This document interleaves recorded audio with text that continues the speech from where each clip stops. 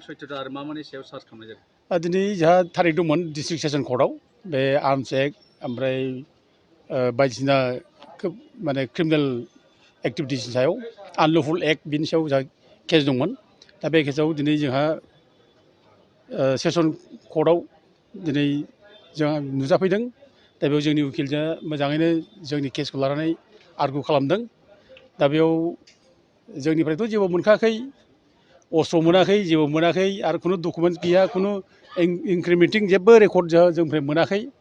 दा बे खिन्थु दिनै अनारेबल सेसन जाने जाज बिथाङा दिनै जोंनि केसखौ आर्मस एक्टनिफ्राय दिनै बोखारना होबाय। आर्मसजों जोंहा जेबो सोमोन्दो गैया बेखौ बोखारबाय। जास्ट ITCL आव बे केसा दिनैनिफ्राय माने बिसार जागोन आरो ITCL। दा जोङो लुबैदों जोंनि सायाव मा ITCL आव मा दं जों बेखौ इमिडियेट दामना होजानो लुबैदों कर्टआवनो। जे जोंनाव मा दङ टेप रेकर्डजों दामनांगौ। जों जुदि माबा खोथा सावरायदोंब्ला बिक्रमजों दावरावजों बिक्रमजों बा माबाजों हितेशजों जों जुदि माबा सावरायदोंब्ला पेन ड्राइभआव माबा मोनदोंब्ला बेखौ दामना होब्लानो जोङो बेखौ क्लियार जागोन आरो कर्टआबो बेखौ क्लियार जागोन थाब दामना होब्लानो। आरो जोंनि उकिला मानब गिदिर उकिलाबो जोंना बेखौ कर्टआवनो दामनो दिनै बिदोंमोन। दा खिन्थु बिथांमोना बे मेकानिजमा गैया दामनायनि। दा हयथ' आरोबाव साखि मोनसे जागोन, बे साखि मोनब्लानो उनाव जोंनि केसा रुइलांगोन। हयथ' जों थाब जोबगोन आरोखि। बे केसा बारायनायथ' केस, बारायनाय केसाव जोंहा जेबो माबा गैया, दाय फोथो जानायनि जोंहा जेबो खारन गैया। जोंखौ जास्ट ओरैनो बोरै जोंखौ नारसिननानै जोंखौ बोरै सिगिस' खालामनानै जाहाथे सरकारनि बेरेखा बुंनायनिफ्राय जाहाथे बन्द' जायो, सरकारनि बेरेखा जाहाथे बुङा जोङो, बेखिनिखौल' खालामनो थाखाय जोंखौ सिगिस' खालामनानै जेलाव जोबना दोनदों बेखिनिल'। दा जोंहा जेबो गैया आरो जों बेखौ लानानै जोंहा गिनांगौ बाथ्राबो गैया। जों नारभासबो जायाखै, गियाखैबो। आरो जोंखौ जुदि माबा मोनसे गभर्नमेन्टआ खालामबावनो लुबैदोंब्ला, जेलाव हरनायनि खोथा सानदोंब्ला माबा मोनसे देखायनानै हरबावथों, जों थांबावगोन, आरामसे मिनि खुसि थागोन। खिन्थु जों जाथिनि थाखाय मावलांबाय थागोन, हारिनि थाखाय जों बाथ्रा बुंबाय थागोन। बेनो जों डिटारमेन्टखा, जोङो स्पिरिटआ बेखौनो थोनो। आरो दिनैनि समाव जोङो रावबो सिरि थाथावथाव नङा।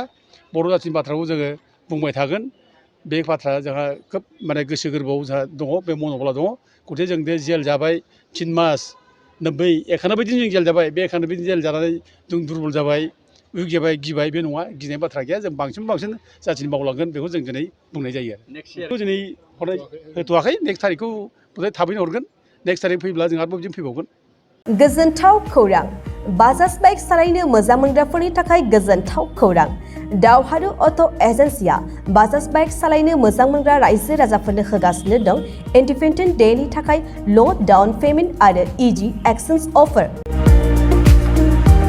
1 आगस्तनिफ्राय 15 आगस्तसिम होगासिनो दं क'क्राझार दावहारु अट' एजेन्सिया आरो क'क्राझार जिल्लानि सिङाव थानाय काराइगाव, दतमा आरो बडगावआवबो 3 आगस्तआव फेस्टिभ आउटलेट गोदानै बेखेवनो थांगासिनो दावहारु अट' एजेन्सि।